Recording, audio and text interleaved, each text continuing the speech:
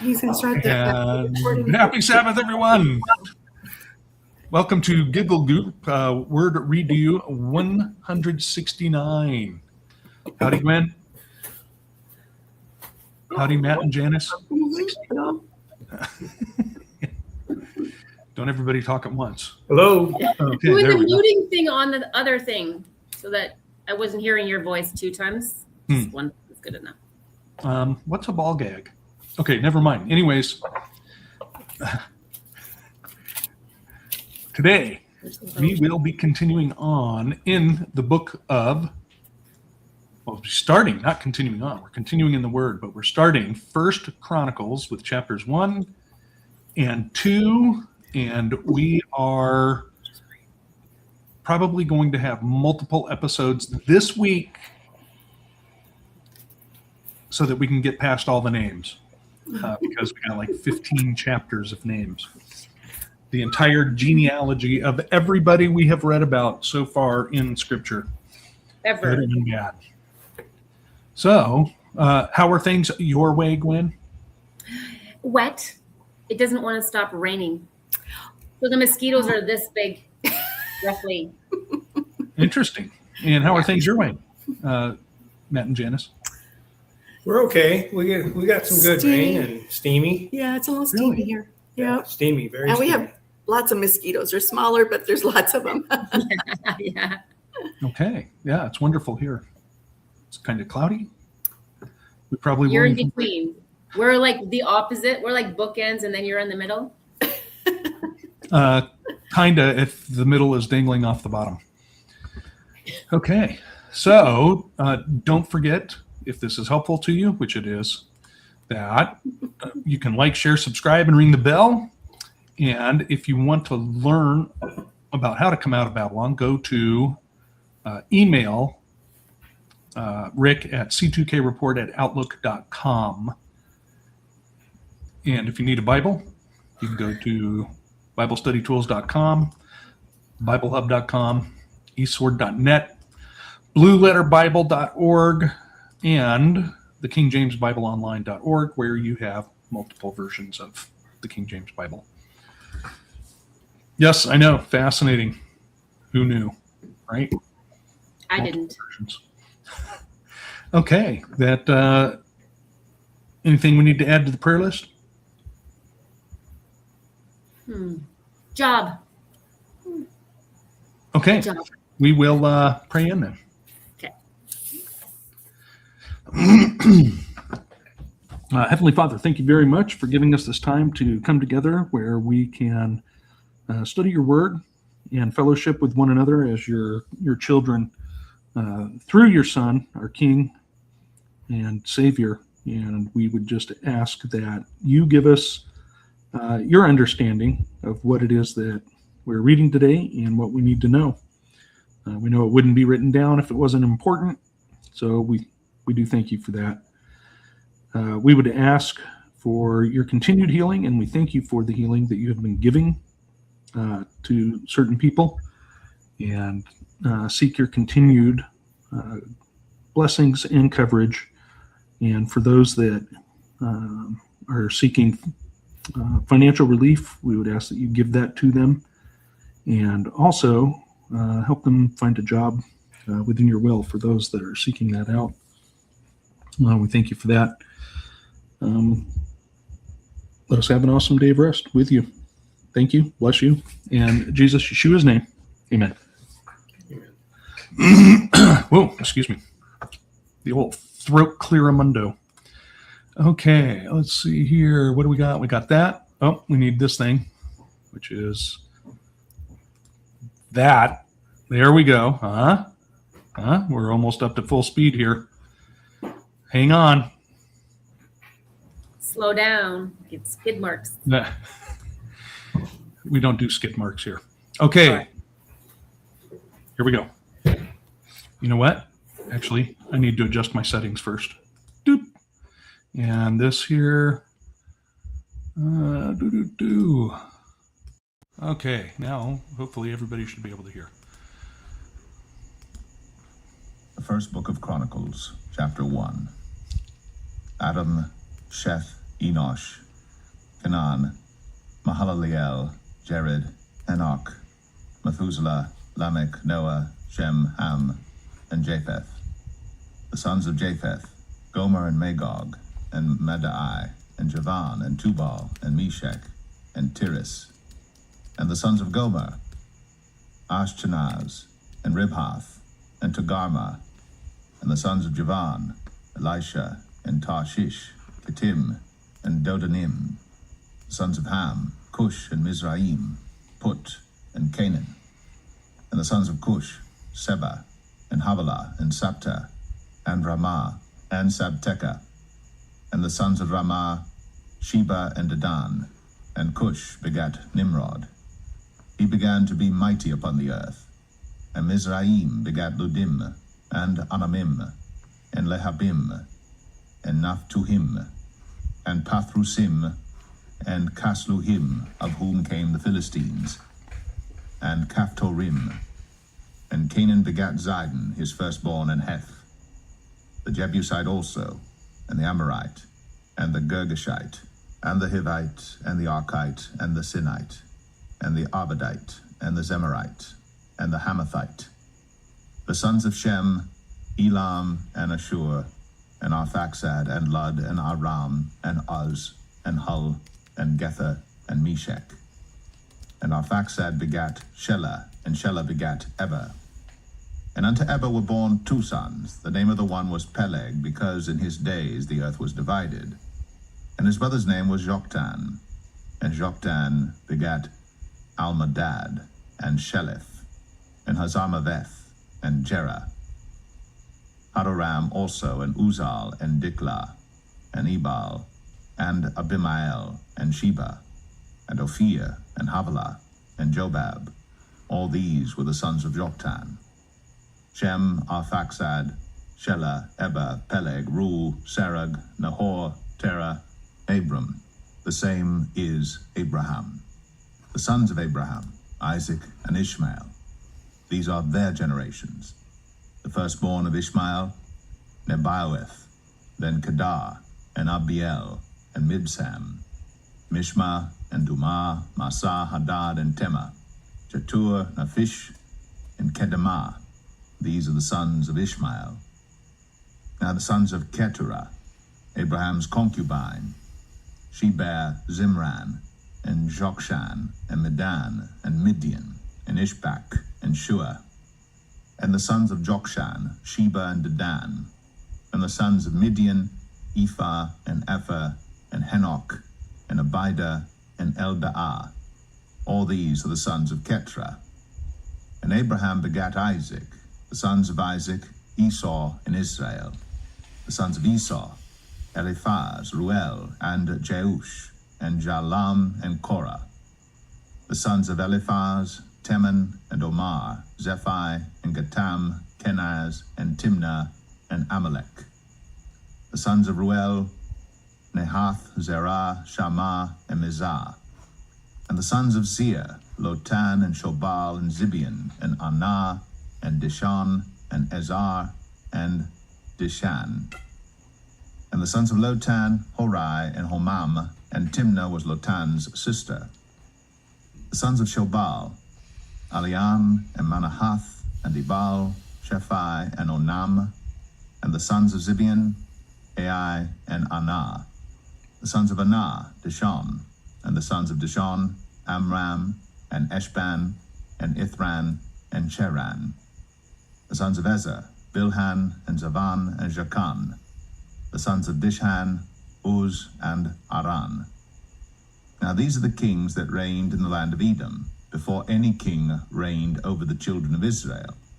Bela, the son of Beor, and the name of his city was Dinhabah. And when Bela was dead, Jobab, the son of Zerah, of Basra, reigned in his stead. And when Jobab was dead, Husham, of the land of the Timonites, reigned in his stead. And when Husham was dead, Hadad, the son of Bedad, which smote Midian in the field of Moab, reigned in his stead. And the name of his city was Avith. And when Hadad was dead, Samlah of Masrekah reigned in his stead.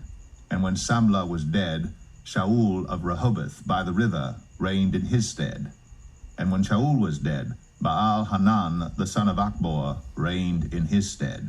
And when Baal-Hanan was dead, Hadad reigned in his stead, and the name of his city was Pai.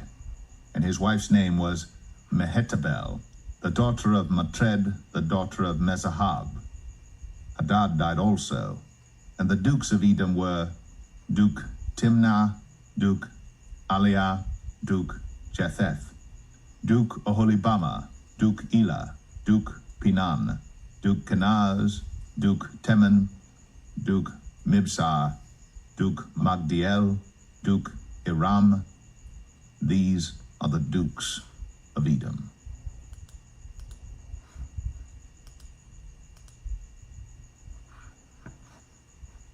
First Chronicles 2.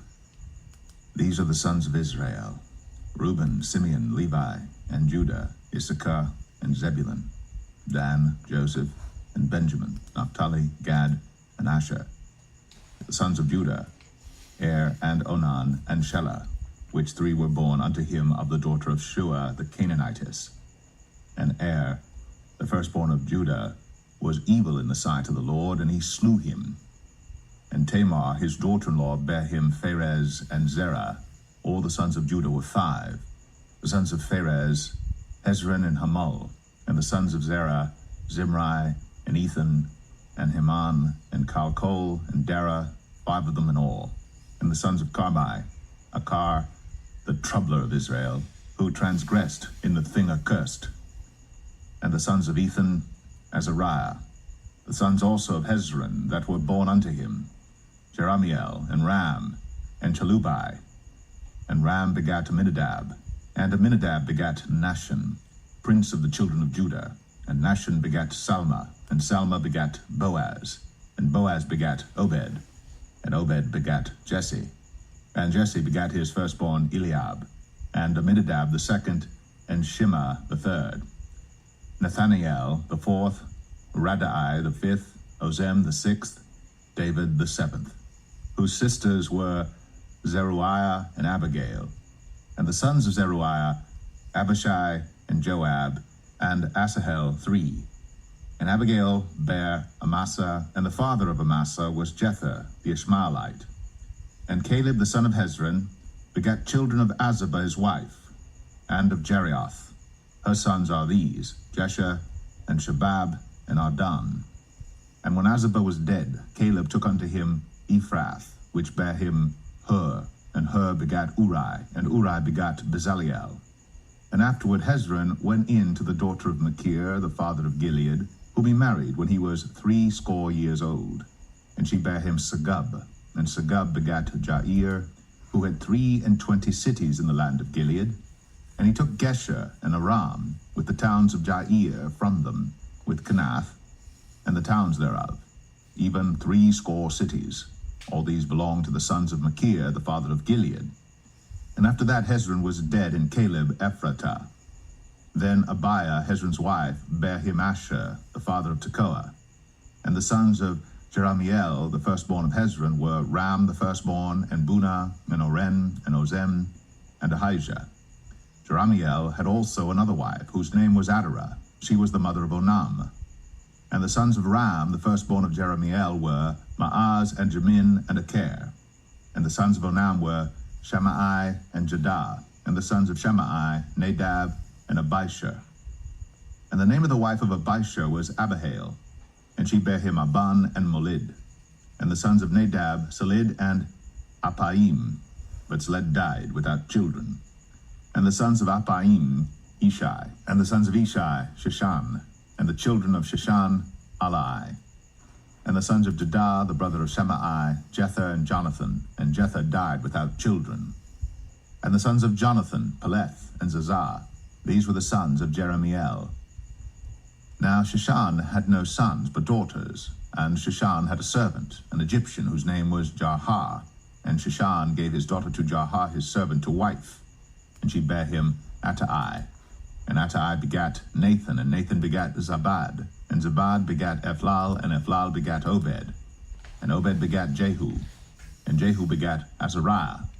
And Azariah begat Helez. And Helez begat Eleasah, and Eleasah begat Sesamai, and Sesamai begat Shalom, and Shalom begat Jechamiah, and Jechamiah begat Elishama. Now the sons of Caleb, the brother of Jeremiel, were Mesha, his firstborn, which was the father of Ziph, and the sons of Marashah, the father of Hebron, and the sons of Hebron, Korah, and Tapua, and Rakim, and Shema. And Shema begat Raham, the father of Jorkoam, and Rakim begat Shemai. And the son of Shemai was Maon, and Maon was the father of Beth Zur.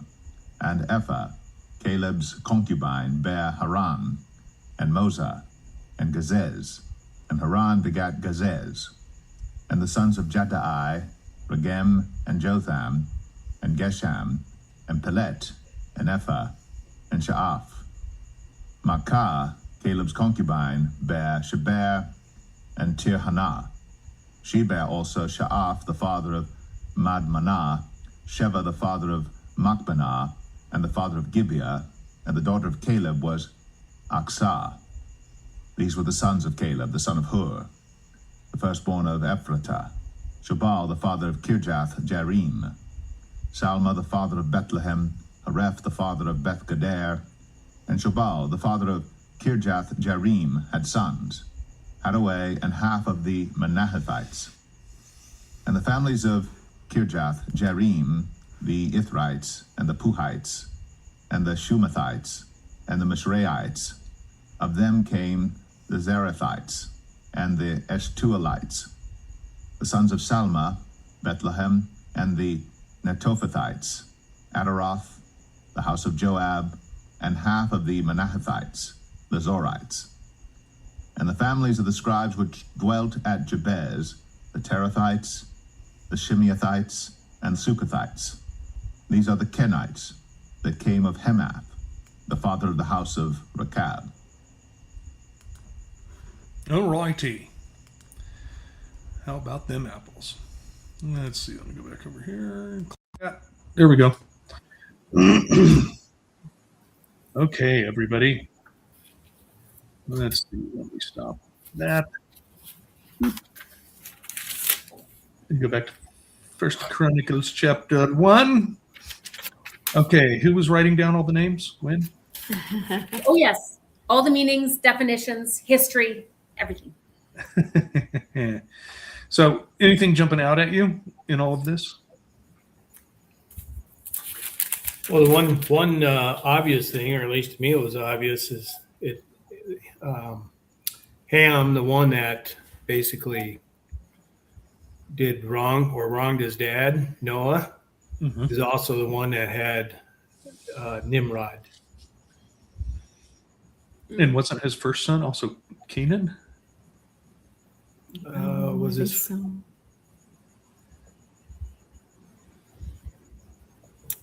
was his first son or Cush? Ham. Sounds like Let's see. Ham, Japheth, sons. Sons of Ham was Cush, Mizraim, Put, and Canaan. Ah, the land of Canaan. And Nimrod came from Cush. Very interesting, though, eh? Yeah. I noticed that Japheth was mentioned first, hence Why? the possibility that he might be the elder. Maybe they're not triplets, or maybe they are, or maybe they aren't. Who was that? But Who was that? Japheth, Okay. that he was meant. Where is Japheth? Huh? Pardon? I mean, that's Okay. who's when he's mentioned first, like when you start in.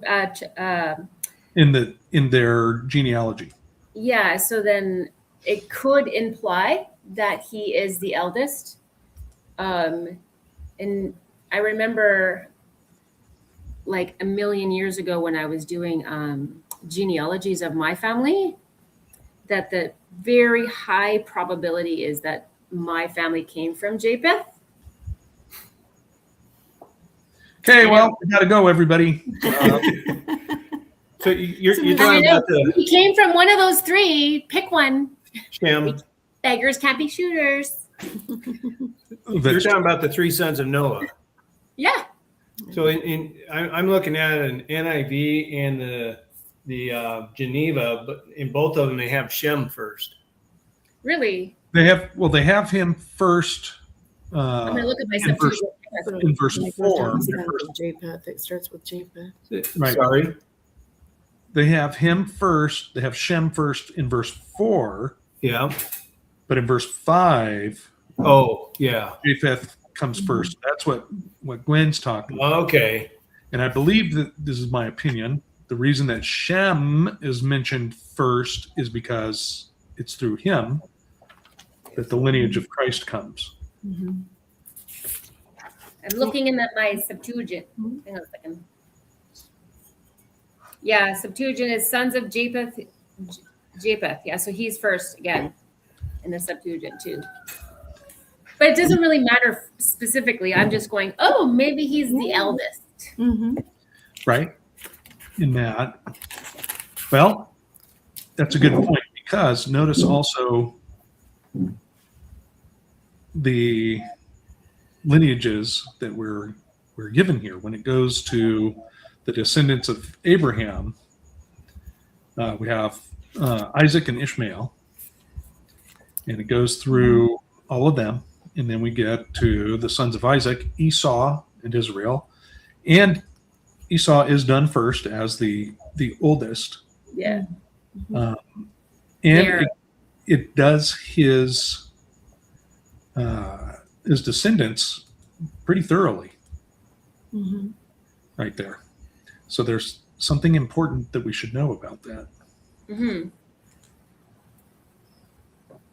There was another thing. I don't know where it is. It's in chapter 1, obviously, still, because that's where we're still talking in chapter 1. Look at Correct. me using self-control, hey? You've come a long way. I know. I'm growing. Okay, so somewhere in the middle-ish, when it goes from one group of, where is it? Like maybe Abraham's-ish, but it talks about like they didn't have a king, but Edom did. Like Edom had a king. So it said something about the dukes, right? Well, mine says chiefs. Okay. But either way, or it kind of specifies before these people over here even had a king, these people had a king. Verse 43. Verse 43. Yep. Now these are the kings that reigned over the land of Edom before any king reigned over the children of Israel. So that kind of stuck out to me, because I'm not super familiar with the timeline unless it's like plastered in front of me and then I can remember. But like that right there. Exactly. Yep. So yeah, that's all very good, and that something that kind of jumped out at me a bit. Excuse me. That we know that also to Esau, first he takes daughters from the sons of Canaan, right? Mm-hmm. Which displeases Jacob and Isaac and Rebekah, sorry. Displeases Isaac and Rebekah. And then after all the blessing and the birthright get bestowed upon Jacob, his younger brother, he says, well, now I'm going to please my parents. And he goes off and marries a daughter from Ishmael. So there we got the uniting of two sons that were cast off from the inheritance of Abraham. Mm-hmm.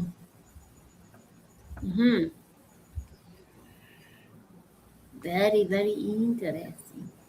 It is interesting. And now, Paul warned us about pursuing, fables and endless genealogies on this stuff. Sorry. Which a lot of people get reeled into Mm. these days, such as like people that say they're from Japheth. But Paul's point that he was trying to make is none of it matters, right? That's why he said, I'm an Israelite of the tribe of Benjamin and educated by the greatest Pharisee ever. He said, I count it all as poo-poo. exactly. Dung is the word it is most likely translated as. But yeah, I count it as poop, and it's not worth anything. The only thing that matters is the adoption, the salvation, righteousness through Christ Jesus, that is right? Yeshua Messiah. So, but we got this knowledge for a reason. This is left to us to figure stuff out. And while we see these earthly realms being built up by the people who were cast off from the inheritance of Abraham, what are they setting up? They're setting up kings, and they're setting up dukes, right? Which are people that rule over lands and rule over people. And it's kind of an odd day for us to be reading such a thing in the United States. For those of you not in the United States, don't worry about it, unless you're under that King Charles fellow. I'm not under anybody. Except the Lord. I thought you might want to finish that statement. So what else do you guys, or does anybody have anything else on this? It names some cities also. I just thought it was interesting that in verse 32, it says, now the sons of Keturah, Abraham's concubine. It starts with hers. And then as you read further, you get to verse 43, which says, now these are the kings that reigned in the land of Edom. So it was through the concubine that it seems like the concept of kings and dukes and things like that came through. It wasn't necessarily the sons of Abraham.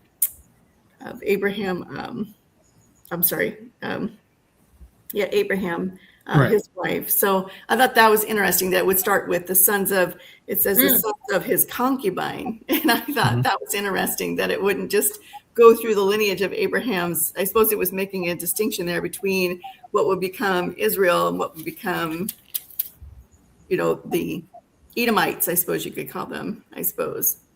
Right. And it's also interesting, too, that back in Genesis, when it says Abraham had other wives and children, but he sent them away, he cast them off to ensure that it was Isaac that got the blessing, being obedient at that. I was talking with someone else recently. It's interesting how through much of Scripture, it's always the second son that everything travels through. And that is interesting. Right? So Cain was the oldest, but then it was Seth that got Abraham's blessing after someone else was murdered. And then, we have, of course, Esau and Jacob. We have Moses was the second son, Aaron being the first.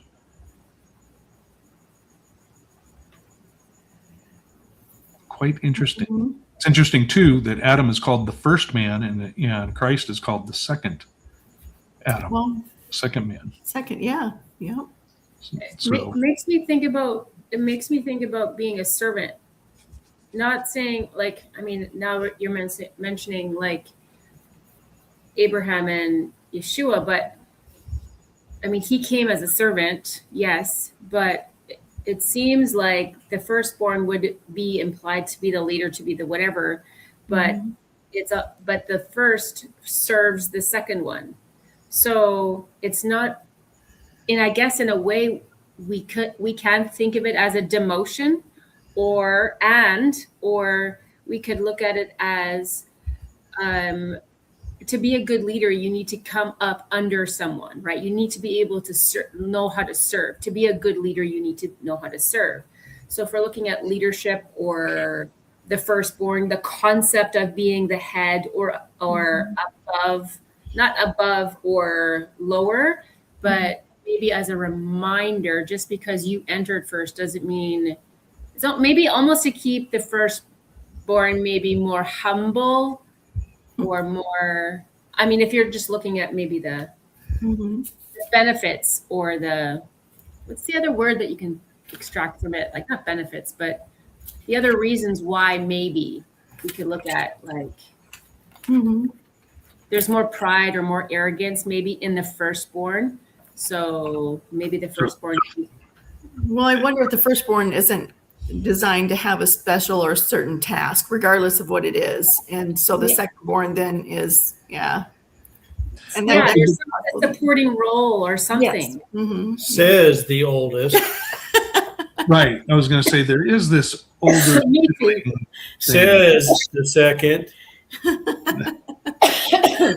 Maybe just a thought. Like it seems like that would be that way because I'm the oldest too, but then I have like two girls, and I see how my oldest serves the younger, willingly or unwillingly. You know, it's kind of, it just ends up being that way. Yeah, I think so too. Yeah. Yeah. Yep. That is pretty fascinating. So you're thinking that it perhaps gets passed to a younger sibling, younger brother, because of that? Well, I think that there's always more to everything that Abba does. Like there's always multifaceted reasons why he's doing what he's doing. So if we want to extract maybe a sense of more of a positive reason why, and then they missed the boat on that one. Like, yes, Esau, that's obvious why he's serving the younger, and so on and so on. But I think that we can extract kind of like a positive twist on it. Like if we see now in history, like as we're right now, 2026, it seems to be that way. It seems like the oldest is born first, has the more responsibility, but seems to serve the younger siblings. So it might have a little bit of a twist there.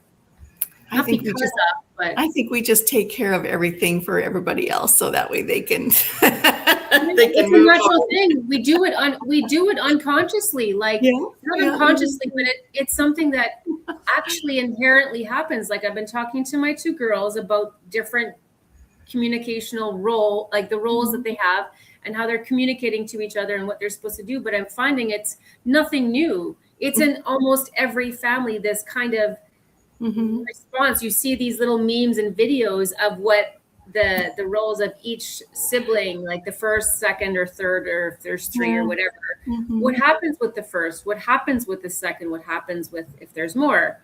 So it seems to be like a common thing. It's nothing new. So I don't know. Could we say it's the same relationship that like Moses and Aaron had? I don't know which one was who, but I think so. Like as soon as John said Moses and Aaron, then it made me reminded me of like, hang on a second, that's a positive thing. Like, you know, like it might have been maybe a bit difficult for Aaron unless he had a passive personality.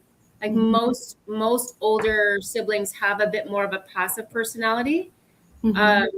He could have just yielded to Moses, but I mean, it's a little bit hard. I'm sure he went through some, pride invoking experiences trying to let his younger brother that hasn't been around for a hot minute.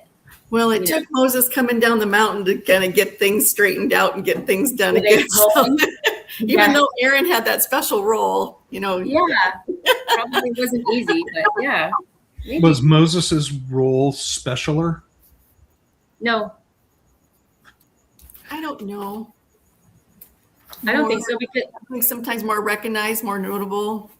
Yes, but not more specialer. But I think he had a very special calling, though, and sometimes our siblings do, and we have to step back and be able to support that role or whatever it is. I mean, that could be our, that's interesting. Yeah, the whole sibling thing when you see that in the Bible. It just really does kind of pertains to our lives today, doesn't it? Yeah. Yeah. So let's go to chapter 2, and it starts off with the genealogy of David, right? Tracing David's fathers, basically. And it starts off with the sons of Israel, right? Mm-hmm. It goes through them, and then we finally get to Boaz and Obed begat Jesse. And it's interesting because David's like way down there. Yeah, he's not the second. He's like Not the second. He's way down the list. Yeah.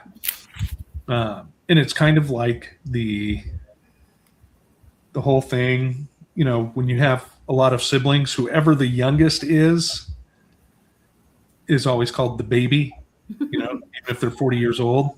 Mm-hmm. Oh, that's my baby boy. And, David, in my opinion, David, they say he was the boy that slew Goliath, but he must have been a man at some point. But he was seen as this, because you're the youngest, you're the one that's taking care of the flocks, you're the one that has to help mom at home. Mm-hmm. You're the one that's going to be at home while we're off to war. Yeah. Mind your place, youngest of the young. I noticed in verse 7, I'm not sure I understand what it means. The sons of Carmi, Achar, the troubler of Israel, who transgressed in the thing accursed. Mm-hmm. Is there any under the ban. I don't remember what that's referring to. It is, let's see, Achar. We talked about this years ago, being under the ban. Do you remember that, John? Mm-hmm. Could you remind me? Because I can't remember the details. Like being under the ban means something specific. Like it's a punishment while covering. Right. In the book of Joshua 7, 1 through 5. Let me do this. Let me go back that way so it's more readable. He's the one that took the goodies out of Jericho and hid them in his tent.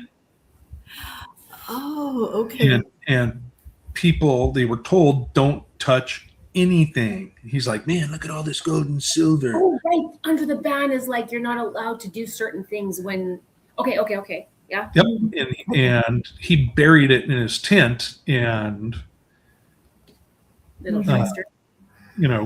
Joshua was told, "Oh, you got a disobedient person." Mm-hmm. Okay. There's disobedience in Israel. Yeah. And it led to no good. Okay. So, There was something. yeah, it goes through this. We get to Jesse and his sons and daughters. And I'm just finding this very fascinating. And then we get to Jair, who had 23 cities in the land of Gilead. That is, is that like U.S. Home when they build these developments and they have a strip mall there included and everything? Yeah, smart Well, I mean, cities.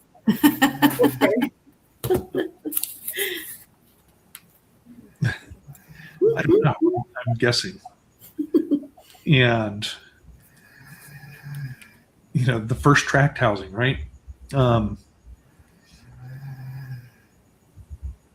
But anyways, it's very interesting. And this is a much bigger picture because we're given basically the genealogy of everybody from Adam and where they went and who their children are, not necessarily where they went, but who their children are, and the divisions that come along the way. Mm-hmm. And from hints, or what I take as hints or cues in the book of Numbers, where it names off all the children of the 12 tribes and who they were.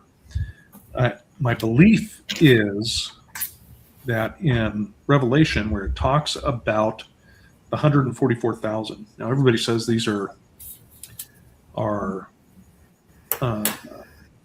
they're 144,000 individuals, but I'm more and more convinced, but cannot prove, that the 144,000 are houses of the 12 tribes, right? So 12,000, basically 12,000 houses out of each of the 12 tribes. And immediately after that, John is shown under the altar in heaven, a multitude that no man can number, clothed in white, right, in the blood of the Lamb. And I believe that those are the people grafted in to those 144,000 tribes. And there's other hints. We'll get to some later in Chronicles. But it's interesting because no matter what our bloodline DNA genealogy is, we can't be grafted in unless we have Messiah, unless we have Christ, salvation.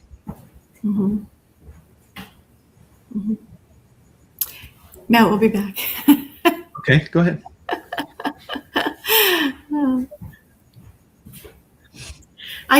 There was one other part, and it's real quick. It's probably a nothing thing, but I noticed that in verse 18, I think it's Caleb, the son of Cheshron. He begot children with, and it says his woman.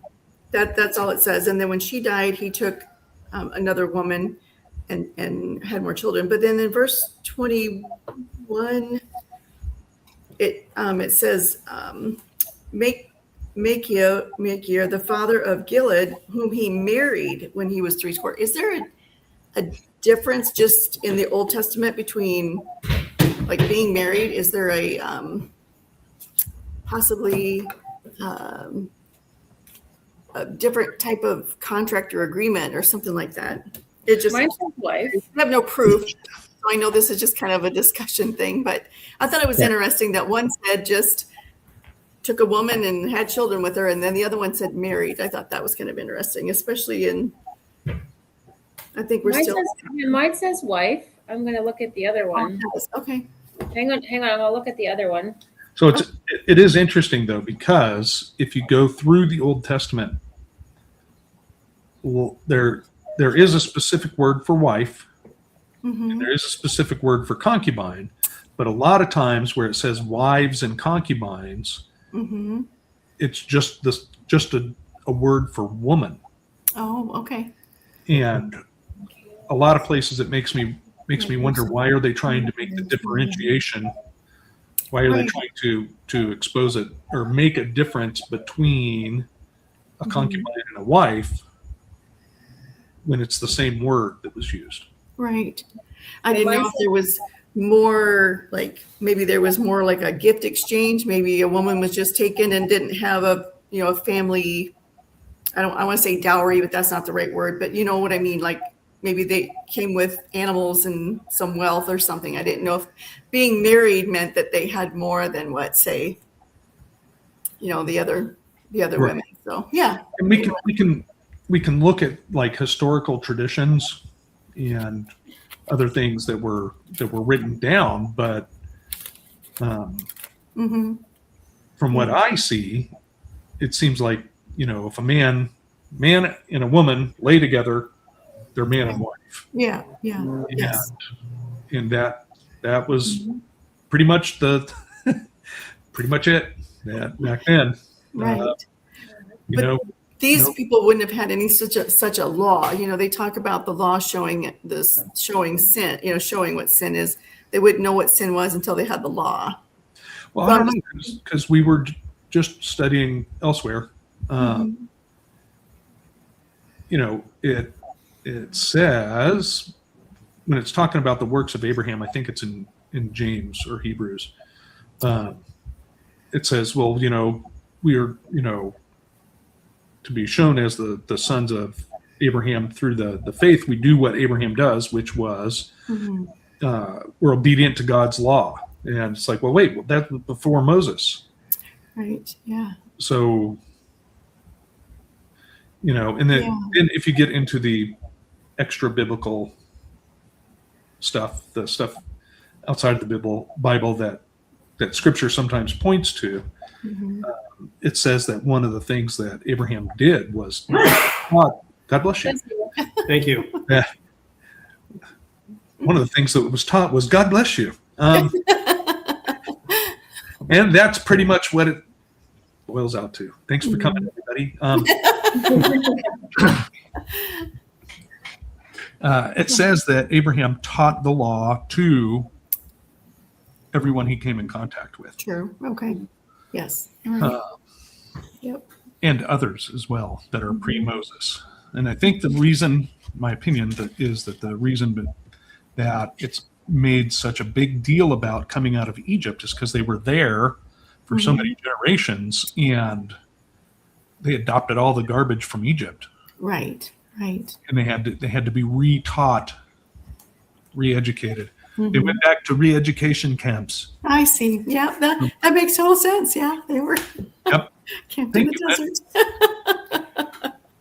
But I looked up wife and married in those few verses in the interlinear Bible. Okay. Like and the Greens? Consistently, what's that? Like a Greens interlinear? It's just the interlinear. The what do they call it? The Lexi or the Strong's Concordance, basically. Okay. So consistently, wherever it says wife, it says it's synonymous with woman. And if it says married, it means to take. Oh. So we've substituted that for married. Right. Yeah, like when I read it in the Septuagint, and it says that he took to wife. Oh, okay. To wife. He took Gaza to wife. So wife meaning to take. Mm-hmm. Like, I guess the word wife, just like you said, would be like to take. Okay. Yeah, and it's but just after that, which is kind of interesting, is and she bore, like her sons were. It's not communicated, and his sons were. Mm-hmm. It says and her sons were. Right. There's a little bit of a deviation there for whatever reason. Yeah. But I don't think so. That's true. Yep. Mm-hmm. Other Matt, that's also correct. Because if you just go and sleep with everyone you can, it's sexual immorality. Yeah. If there's not that one flesh commitment. Mm-hmm. Well, and I always figured that's why Reuben and I can't think of which other brother went after the person who defiled their sister, because there wasn't that commitment. Yeah. Plus, he was uncircumcised swine. I would have been on their team and been ripped and ridiculed by Dad. I got back. What are you doing? You're ruining everything. Cut off the ear. Anything else in these two chapters jumping out at anybody? Just with the sons of Judah, it goes to, it points out if they married outside and brought in evil, and I mean that person was killed immediately, or not immediately, but God took care of him. Right. So here's your warning. Yep. Verse 3. Right? Yeah. Yep. Heir, firstborn of Judah, was evil in the sight of Yah, and he slew him. And it points out that it was a Canaanite coming from Ham. Right. And but also, too, though, that was Tamar, Judah's daughter-in-law, who, remember the whole posing as a prostitute thing. Mhm. And she bare Pharez and Hezron. Or I'm sorry, she bare Pharez and Zerah. What about when the ites started? Isn't there like most of the ites are not so good? Yeah, there's a few ites mentioned in here. Yeah. So then I'm like, oh, this like everything else was it ends with a bit of an M sound or an A sound, Mhm. but then suddenly these ones, like in verse 52, Shobal, the father of Kirath, Hiram had descendants of Horab, half of the Methonites. So right there's a different clan of people, and then after that, there's like a lot more ites mentioned. Mm. It's like a filtering in of whatever the bloodline of the ites that are not supposed to be so good, maybe. Okay. The bloodline of the ites.